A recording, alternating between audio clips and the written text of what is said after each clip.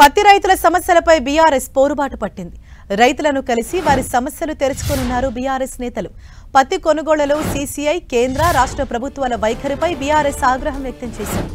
రైతులకు పరిహారం వంటి అంశాలపై బీఆర్ఎస్ పోరాటానికి దిగింది. కాసేపట్లో ఆదిలాబాద్ మార్కెట్ యార్డుకు కేటీఆర్ వెళ్లనున్నారు. అనంతరం మధ్యాహ్నం 2 గంటలకు నిర్మల్ జిల్లా భైన్సా మార్కెట్ యార్డుకు కేటీఆర్ వెళ్లనున్నారు. ఇక కాసేపట్లో వరంగల్ ఎనుమాముల మార్కెట్ యార్డుకు హరీష్ రావు వెళ్లనున్నారు.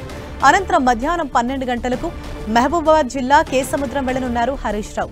సీసీఐ అధికారులకు రైతుల పక్షాన వినతి పత్రం అందించనున్నారు బీఆర్ఎస్ నేతలు.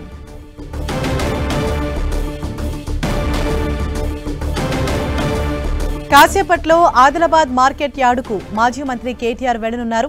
మధ్యాహ్నం 2 గంటలకు నిర్మల్ జిల్లా భైన్సా మార్కెట్ యార్డుకు కేటీఆర్ వెళ్తారు.